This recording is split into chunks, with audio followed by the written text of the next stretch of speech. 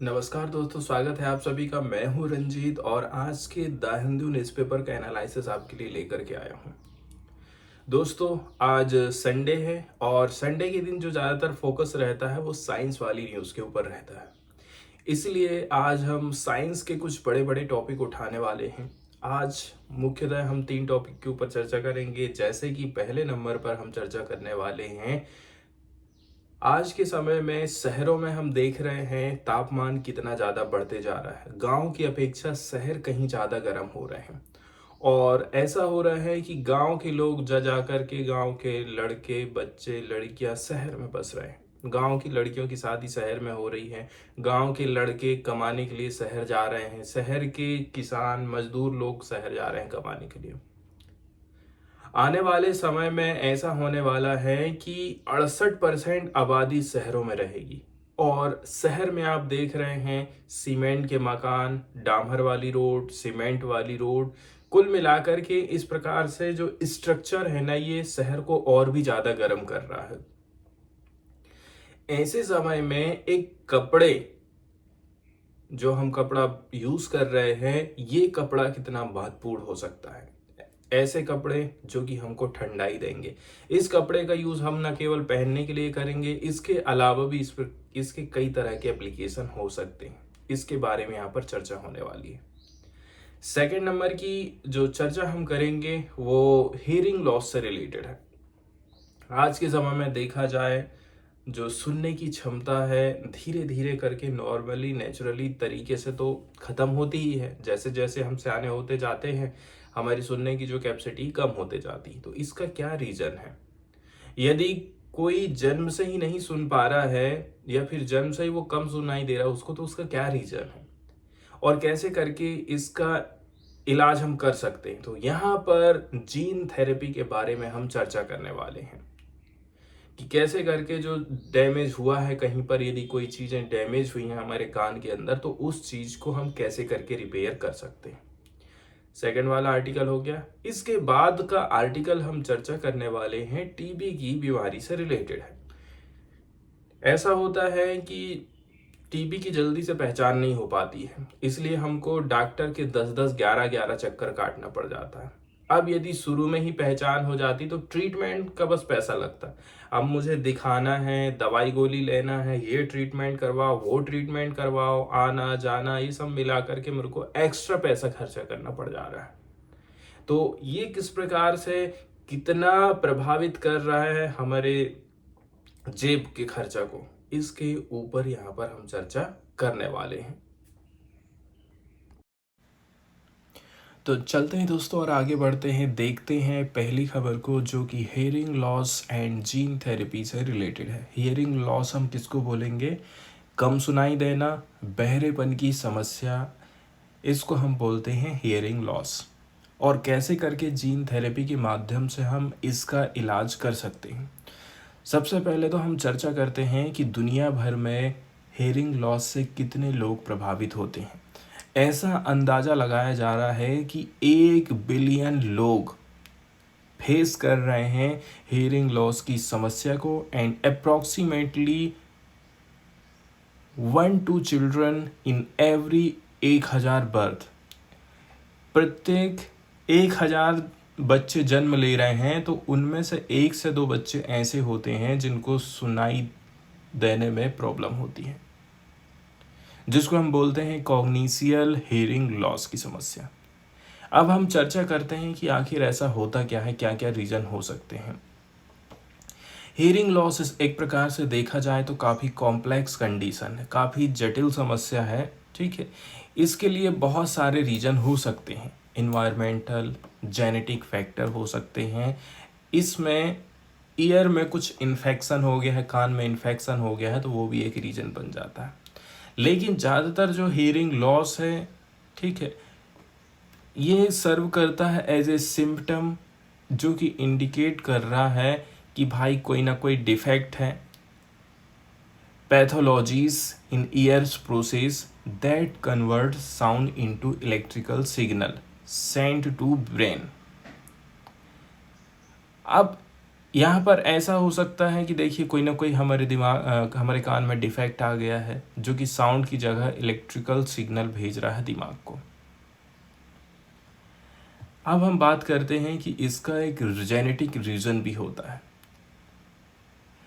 सबसे व्यापक तौर पर ये देखा जा रहा है, जो सिग्निफिकेंट मेजॉरिटी है रीज़न की, वो है कि भाई 50 से 60% जो हियरिंग लॉस हो रहा है वो कॉग्निशियल हियरिंग लॉस के केसेस में जेनेटिक रीजन हमको दिखाई देता है। जैसे कि एक जीन है GJB2 जीन की चलते चलते, तो जो GJB2 जीन है ये मोस्ट कॉमन जेनेटिक रीजन माना जाता है हेयरिंग लॉस का।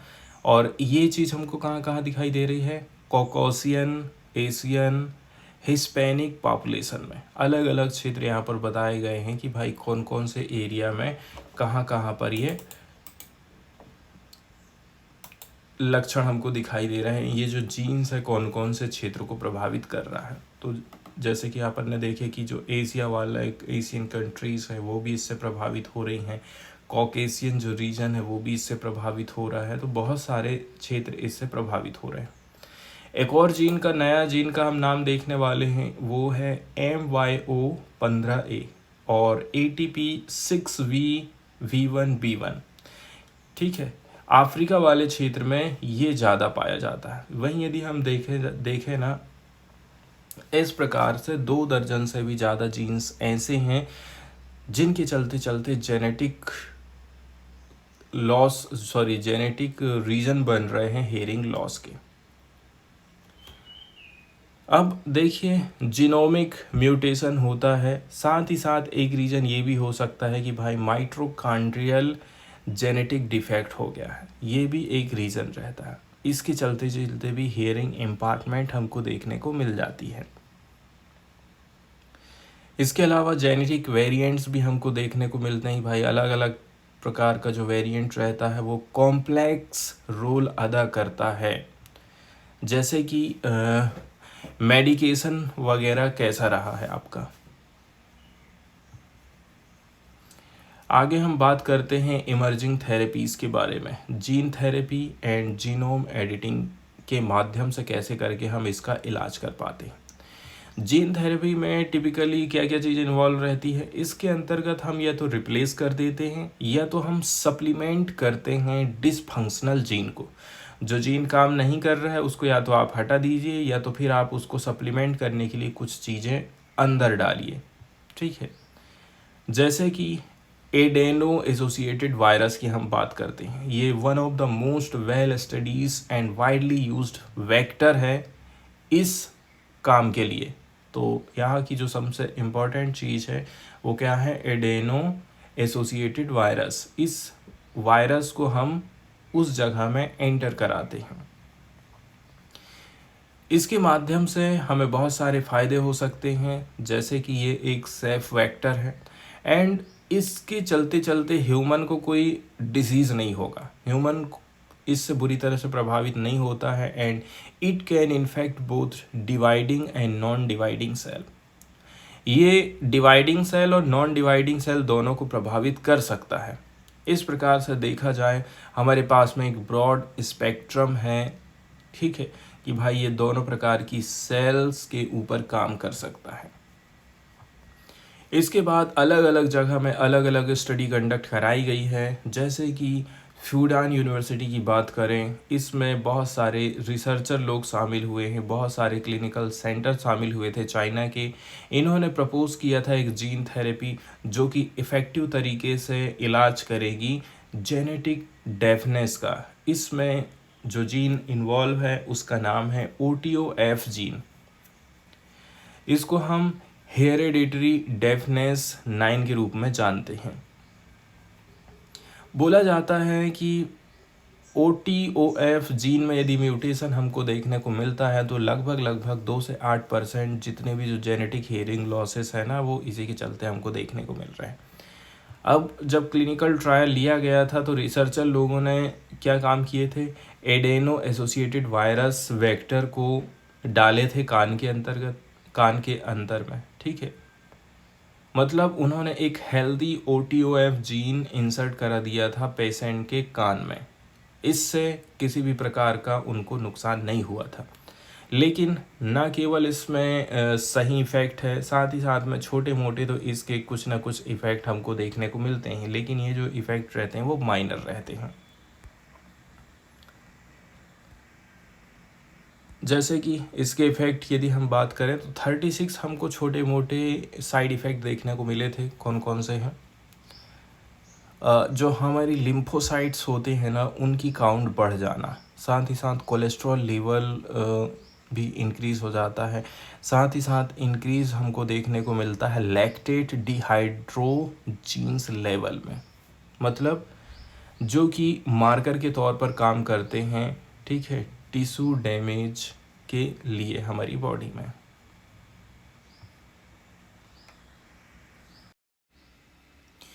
अब हम यहाँ पर चर्चा करने वाले हैं कि आज के समय में शहर की आबादी तेज़ी के साथ में बढ़ते जा रही है, साथ ही साथ शहर में जो इंफ्रास्ट्रक्चर है तेज़ी के साथ में बढ़ रहा है। सड़क, पुल, रोड, ठीक है, कंस्ट्रक्शन का काम, घर बनाए जाना, और इन सब में हम सीमेंट का इस्तेमाल कर रहे हैं, डामर का इस्तेमाल कर रहे हैं। इससे क्या हो रहा है कि जो शहर है ना और भी ज़्यादा गर्म होते जाते हैं। आप एग्जाम्पल के तौर पर गर्मी के समय में कभी यदि आप बाइक चलाएंगे ना, तो आप देखना कि जो डामर वाली रोड है वो आपको ज़्यादा हीट महसूस होने देती है, और बाकी यदि आप ऐसे कच्चे मिट्टी वाले एरिया में चलेंगे, कच्ची सड़क में चलेंगे, तो वहाँ पर आपको ज़्यादा हीट महसूस नहीं होगी। अब ऐसे मामले में जहाँ पर आने वाले समय में भारत की ज़्यादातर आबादी 50% से भी ज़्यादा जो आबादी है शहरों में रहने वाली है, ऐसे समय में लोगों को गर्मी से कैसे करके हम निजात दिला सकते हैं, तो इसके लिए एक न्यू फैब्रिक की खोज करी गई है। ऐसे फैब्रिक नॉर्मली हमारी बॉडी को कूल रखेंगे, साथ ही साथ इसका इस्तेमाल हम कहीं और पर भी कर सकते हैं, जैसे कि सड़कें बनाने में, घर बनाने में, कहीं और पर भी इसका इस्तेमाल किया जा सकता है। देखिए, आने वाले समय में ऐसा होने वाला है कि जो भारत की 68% जो आबादी है ना, वो शहरों में रहने वाली है 2050 तक। एंड ये जो ट्रेंड है वो धीरे धीरे करके ग्रो हो रहा है तेज़ी के साथ में, और ये हमारे लिए डेडली प्रॉब्लम क्रिएट करेगी। हम एक नए वेरिएबल फैब्रिक की चर्चा करने वाले हैं जो कि अर्बन रेसिडेंट्स को सरवाइव करने में मदद करेगा। जो मैसिव हीट है ग्लोबल क्लाइमेट चेंज के चलते चलते हो रही है, उसको कम करने का काम करेगा। इस फैब्रिक का इस्तेमाल हम कर सकते हैं कपड़े बनाने में, साथ ही साथ कार का डिज़ाइन करना है, कार का निर्माण करना है, साथ ही साथ फूड स्टोरेज में भी इसका इस्तेमाल किया जा सकता है।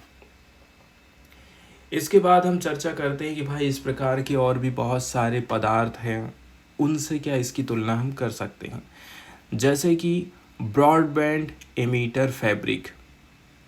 हमने टेस्ट किए थे एरिजोना सन में, तो बोला जा रहा है ये जो मटेरियल है ना 2.3 डिग्री सेल्सियस ठंडा रखता है यदि आप ब्रॉडबैंड एमीटर फैब्रिक का इस्तेमाल करते हैं आउटडोर एंड्योरेंस स्पोर्ट्स में।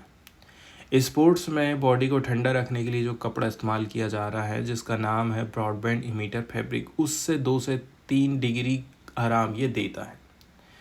इसके बाद यदि हम कमेरिकलाइज्ड सिल्क की बात करें, ठीक है, तो ये जो कमेरिकलाइज्ड सिल्क होता है commonly 8.9 degree Celsius cooler than commercialised silk commonly used for shirt, dress and other summer clothing. गर्मी के समय जिन कपड़ों का हम इस्तेमाल करते हैं उससे 8 से 9 डिग्री ठंडाई ये कपड़ा देने वाला है। इसके अलावा इसका और क्या फ़ायदा हो सकता है? वैज्ञानिक लोगों की टीम ये आशा कर रही है कि भाई जो हीट रिलेटेड हॉस्पिटलाइजेशन है, डेथ है, ग्लोबल पॉपुलेशन सेंटर में हमको जो दिखाई दे रही, उसको हम कम कर सकते हैं। अब हम बात करते हैं कि आखिर कौन सी प्रोसेस इसमें शामिल रहती है। तो देखिए, प्रोसेस इसकी क्या होती है, तो जो आउटडोर स्पोर्ट्स के लिए हम कपड़ा जो इस्तेमाल करते हैं, ठीक है, इसके अंतर्गत क्या होता है सन की जो लाइट रहती है उसको ये कपड़ा रिफ्लेक्ट कर देता है। इसके लिए वो एक डिफ्यूज पैटर्न बनाता है, so it does not blind on looker, मतलब इससे दूसरे जो देखने वाले लोग हैं वो भी इतने ज़्यादा उनकी आंखें प्रभावित नहीं होती हैं। लेकिन यदि हम अर्बन एरियाज़ की बात करें, सन हीट का केवल मात्र सोर्स है, only one source of the heat. ऊपर से सन हम धरती को, शहर को तेजी से गर्म कर रहा है, तो जो थर्मल रेडिएशन है ना, बिल्डिंग से निकल रही है, पेवमेंट से निकल रही है, तो जो सिटी ड्वेलर्स हैं इन लोगों को थर्मल रेडिएशन प्रभावित कर सकती है। लगभग 97% जो क्लोथ आज के समय में गर्म हो रहे हैं, being heated by thermal radiation coming at them from the side and below which broadband emitter fabric does not fight. देखिए, अब नीचे से भी रेडिएशन हो रहा है, साइड से भी रेडिएशन हो रहा है, तो इस चीज़ से लड़ाई नहीं लड़ सकता है ब्रॉडबैंड इमीटर फैब्रिक। इसके लिए हमें दूसरा उपाय खोजने की ज़रूरत है। इसका मतलब ये हो गया कि बहुत सारे मटेरियल ऐसे हैं जो कि परफॉर्म कर रहे हैं, लैब में तो बढ़िया काम करते हैं, लेकिन शहर वाली कंडीशन में, जैसे कि Arizona, south east Asia, China, यहाँ पर जहाँ पर हमको मैसिव हीट वेव दिखाई दे रही है, यहाँ ये काम नहीं कर पाता है। तो इसके लिए कुछ नई खोज करने की हमको ज़रूरत है। बात करते हैं यूनिवर्सिटी ऑफ शिकागो की टीम ने जो नया टेक्सटाइल खोज किया है, इसने रिसीव किया था एक प्रोविजनल पेटेंट। ठीक है कि भाई अब मेरे को ये पेटेंट मिल गया है, 10-20 साल के लिए मैं फुर्सत हो गया हूँ कि ये कपड़ा मैं ही बनाऊंगा, कोई और नहीं बना सकता है। तो ये पेटेंट उसको मिल गया है। इससे पैसिव कूलिंग सिस्टम वो प्रोवाइड कर सकते हैं। ये एक प्रकार से सप्लीमेंट की तरह काम करेगा एंड रिड्यूस कर देगा energy and cost incentive system को। इसका एक और यूज़ हो सकता है क्लोथिंग का। ठीक है, जो इस यदि हम मोटा कपड़ा बना लेना, तो ये जो फैब्रिक है, जो इनविजिबल लेयर ऑफ पॉलीथिलीन है, इससे आप प्रोटेक्ट कर सकते हैं। Could be used on the side of building और car, lowering internal temperature and reducing cost and carbon impact of air conditioning जो आप एसी का इस्तेमाल कर रहे हैं, उसका जो कॉस्ट है उसको वो कम कर सकता है, क्योंकि हम उसमें कपड़ा और प्लास्टिक दोनों का इस्तेमाल कर ले रहे हैं। साथ ही साथ इस प्रकार के मटेरियल का इस्तेमाल हम कर सकते हैं, जैसे कि मुझे दूध लेकर के जाना है कहीं, मिल्क को स्टोर करके रखना है, खाने को ठंडा करके रखना है, तो ये सारी चीज़ों के लिए भी एक प्रकार से रेफ्रिजरेशन का जो इफ़ेक्ट है, काम है, उसको कम कर सकता है। आगे हम चर्चा करने वाले हैं टीबी की बीमारी के बारे में, जिसको हिंदी में तपेदिक रोग भी बोला जाता है। तो देखिए, सबसे पहले टीबी के बारे में यदि हम बेसिक जानकारी देखें, टीबी जिसको क्षय रोग भी बोला जाता है, ये एक जीवाणु के कारण होता है जिसका नाम है माइकोबैक्टीरियम ट्यूबरकुलोसिस। अब ये जो जीवाणु है, एक ग्रुप है इनका, माइकोबैक्टीरियासी फैमिली, उसका एक सदस्य माना जाता है। अब कुछ जो माइकोबैक्टीरिया हैं इंसानों में टीबी की बीमारी फैला सकते हैं, कुछ अन्य ऐसे होते हैं जो कि जानवरों को भी संक्रमित कर सकते हैं। तो हम ये नहीं कह सकते कि जो टीबी का जो जीवाणु है, बैक्टीरिया है, वो इंसानों को बस प्रभावित करता है। इंसानों में सबसे ज़्यादा प्रभावित होता है हमारे फेफड़े, उसका नाम है पल्मोनरी टीबी। फेफड़े को प्रभावित कर रहा है, इसलिए इसको हम पल्मोनरी टीबी बोलते हैं। एक और होती है extra pulmonary TB. Extra pulmonary TB के अंतर्गत फेफड़े के अलावा हमारी बॉडी के अन्य अंग भी प्रभावित हो सकते हैं। इस प्रकार से देखा जाए, ये जो टीबी की बीमारी है ना, काफ़ी प्राचीन रोग है, और मिस्र में तकरीबन 3000 ईसा पूर्व में हमको इसके प्रमाण देखने को मिले थे। और वर्तमान में देखा जाए तो क्या इसका इलाज हो सकता है? तो इसका इलाज हो सकता है।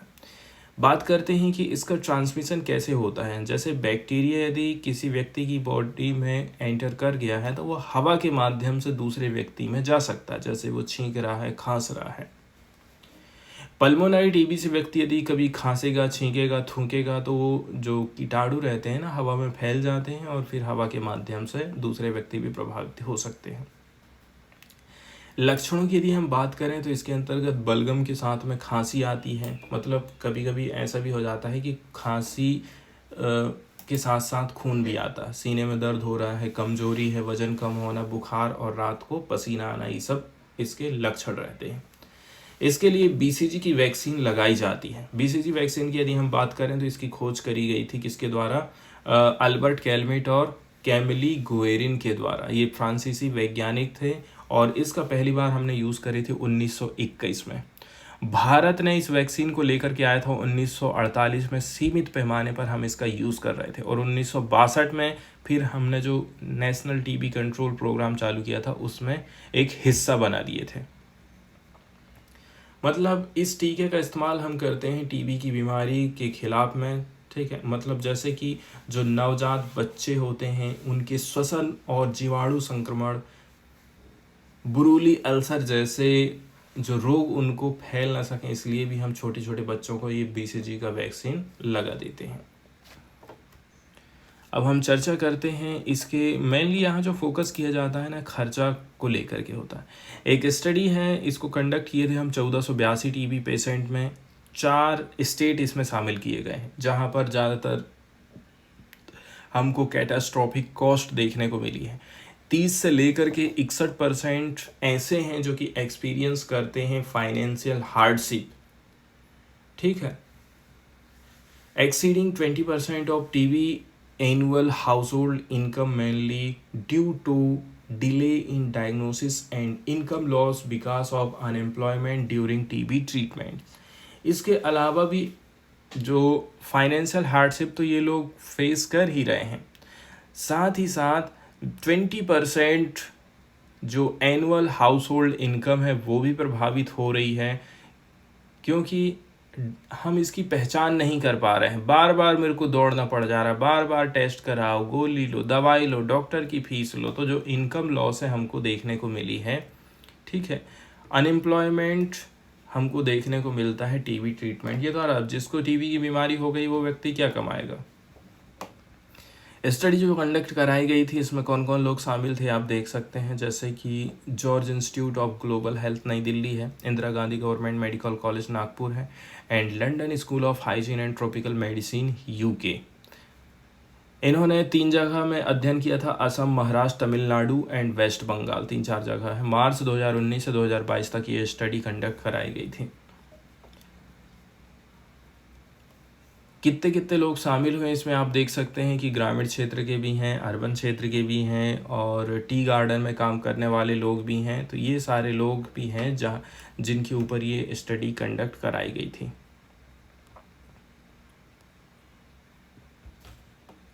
अब यदि हम बात करें, देखिए मेन चीज़ ये है कि इसको डिटेक्ट आसानी से किया जाना चाहिए। मतलब बहुत जल्दी हमको ये पता चल जाए कि भाई टीबी की बीमारी है, पार्टिकुलरली इस अंग को इसने प्रभावित करी है। देखिए 7 से लेकर के जो 9 महीना है ना ऐसे ही निकल जाते हैं।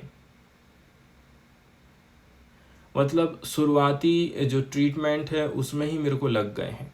Twice the except delay period resulted in substantial financial burden, repeated consultation, test, travel expense. During that period they made an average 8 to 11 visit to different provider। मेरे को टेस्ट कराना है, कंसल्टेशन लेना है डॉक्टर की, ट्रैवल का खर्चा उठाना है, ये सब मिला कर के ना बर्डन बहुत ज़्यादा बढ़ जाता है। कुल मिलाकर के कम से भी कम मेरे को 8 से लेकर के 11 बार डॉक्टर का चक्कर काटना पड़ जाता है, तब जा कर के पता चलता है टीबी की बीमारी का। अब एक रीज़न की यदि हम बात करें कि भाई मैं हायर प्री ट्रीटमेंट कॉस्ट क्यों दे रहा हूँ extra pulmonary TB patient. Extra pulmonary TB patient के लिए ज़्यादा दिक्कत हो जाती है, क्योंकि इस कंडीशन में जो टीबी की बीमारी है ना फेफड़े को नहीं, दूसरे अंगों को भी प्रभावित कर रही है। अब इस प्रकार के जो टेस्ट रहते हैं ना एक्स्ट्रा पल्मोनरी की, ये काफ़ी एक्सपेंसिव रहते हैं, ठीक है। और इन्हीं टेस्ट के माध्यम से हम एक्स्ट्रा पल्मोनरी टीबी का जांच पड़ताल कर पा रहे हैं भाई है कि नहीं है ये बीमारी। और इस प्रकार के जो टेस्ट होते हैं गवर्नमेंट हॉस्पिटल में नहीं होते हैं, ठीक है। एंड लोग भी ऐसा है कि प्राइवेट लैब के ऊपर भरोसा करते हैं इस प्रकार के टेस्ट के ऊपर, इसलिए उनको ज़्यादा एक्सपेंस पड़ जाता है। यदि हम ह्यूमन कैपिटल अप्रोच के हिसाब से देखें, ठीक है, which measure low productivity but does not capture indirect cost due to reduced productivity। अब यहाँ पर कितना खर्चा हुआ, ठीक है, प्रोडक्टिविटी में तो लॉस्ट हो ही रहा है, लेकिन इनडायरेक्ट कॉस्ट भी लोग अदा करते हैं, ठीक है, यदि मेरी प्रोडक्टिविटी कम हो जाती है तो। जैसे ट्रीटमेंट कॉस्ट की यदि हम बात करें, आउट ऑफ पॉकेट एक्सपेंडिचर ये 32,829 से 34,315 रुपया मेरे को लग जा रहा है। अर्बन स्लैम डिवेलर की बात करें तो 30,782 से 30,806 रुपया खर्चा हो जा रहा है। वहीं यदि हम टी गार्डन वर्कर की बात करें तो ये लोग 22,000 से लेकर के 29,960 रुपया इनकी जो प्रोडक्टिविटी है कम हो जा रही है, आप ये कह सकते हैं। वहीं यदि हम आउटपुट अप्रोच की बात करें जो कि सेकंड नंबर का रीज़न माना जा रहा है जिसके चलते चलते प्रोडक्टिविटी रिड्यूस हो जा रही है, form of income loss. Income loss उनको कितना हो रहा है ये आप देख सकते हैं। जैसे कि टी गार्डन फैमिलीज 30,347 रुपये खो दे रही है, 57 रुपया अर्बन स्लम ड्वेलर खो दे रहे हैं, एंड 61,61,000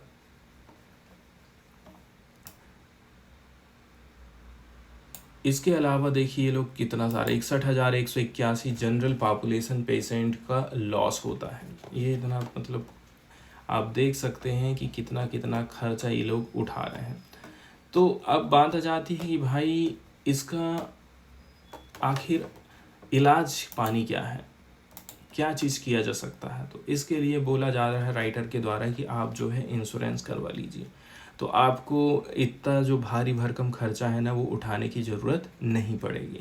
तो यहाँ पर सबसे मेन फोकस किया जाता है बीमा के ऊपर। इसके अलावा अब जैसे कि सरकारी हॉस्पिटल में ये टेस्ट अवेलेबल नहीं है, तो सरकारी हॉस्पिटल में ये सब टेस्ट हमको बढ़ाने की ज़रूरत पड़ेगी। नेक्स्ट हम चर्चा करने वाले हैं दोस्तों, अभी हाल फिलहाल में G7 समिट का आयोजन किया गया है इटली में। तो जो ग्रुप ऑफ 7 इंडस्ट्रियलाइज नेशन हैं, इन्होंने प्रॉमिस किया है कि हम फोकस करेंगे इंफ्रास्ट्रक्चर इनिशिएटिव के ऊपर, जैसे कि India middle east Europe economic corridor, shortcut में इसको आईमैक बोला जाता है। जिस प्रकार से चाइना ने एक इनिशिएटिव निकाला था बेल्ट एंड रोड इनिशिएटिव, जिसके माध्यम से वो समुद्र के मास्ते, रेल के माध्यम से, सड़क के माध्यम से कनेक्ट करना चाहता है अपने आप को यूरोप को और अन्य कंट्रीज़ को, ठीक है, ताकि उसका जो ट्रेड है और भी ज़्यादा फ्री तरीके से फ्लो हो सके।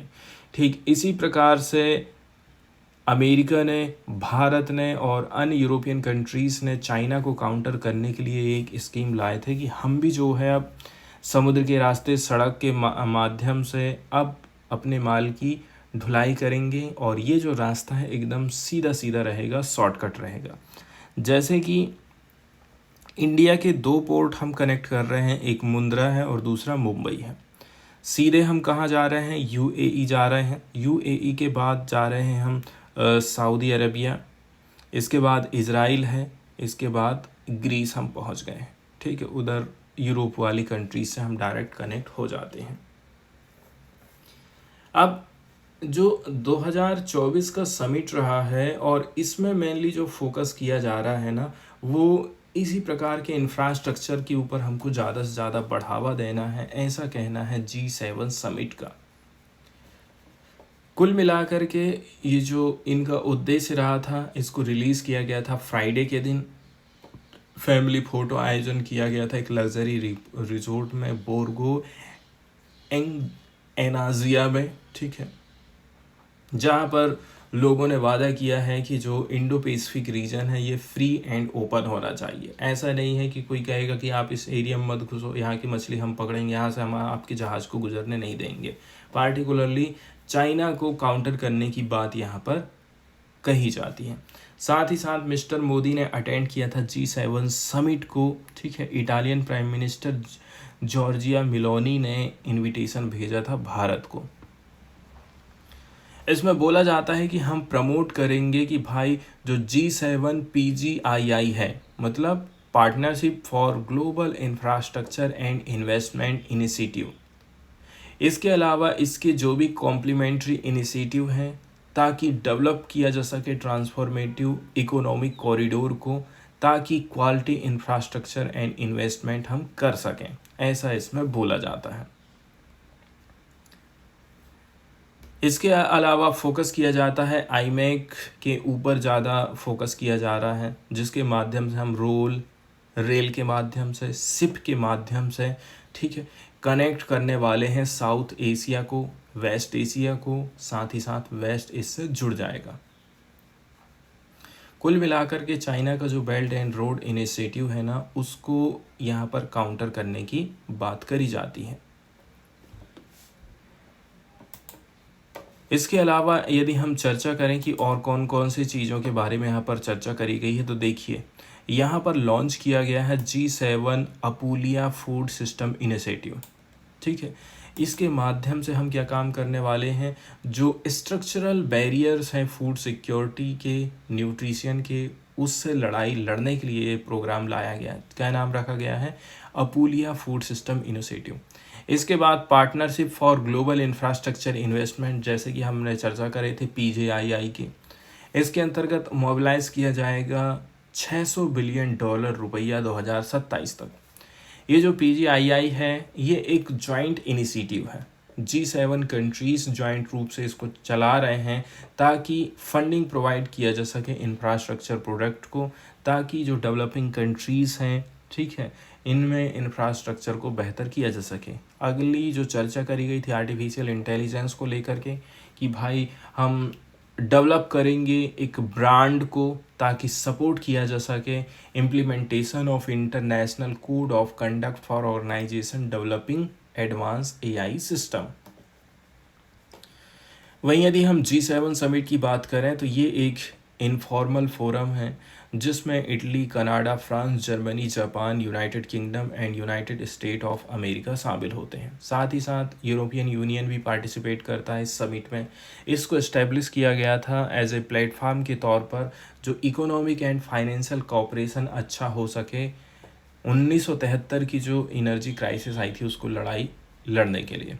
पहली बार इसका आयोजन किया गया था सन 1975 में। बाद में G7 G8 बन गया था 1997 से 2013 के बीच में। इसमें इंक्लूड किया गया था रसिया को। हालांकि जो रसिया का जो पार्टिसिपेशन है इसको सस्पेंड कर दिया गया था 2014 में, क्योंकि इसने क्रीमिया के ऊपर कब्जा कर लिया था। एक बात और है कि इसका कोई परमानेंट हेडक्वार्टर नहीं है, हर साल जहां भी इसकी बैठक रहती है वही इसका सचिवालय बन जाता है।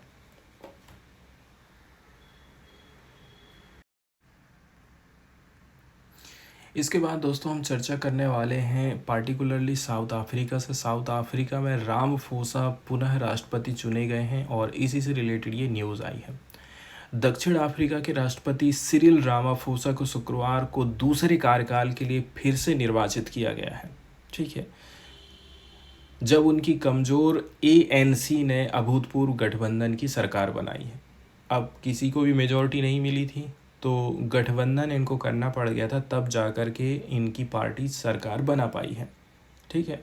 तो जो केपटाउन के सांसदों ने 71 वर्षीय श्री रामाफोसा को 29 मई के आम चुनाव में किसी भी स्पष्ट विजेता सामने नहीं आया, किसी को भी मेजॉरिटी नहीं मिली।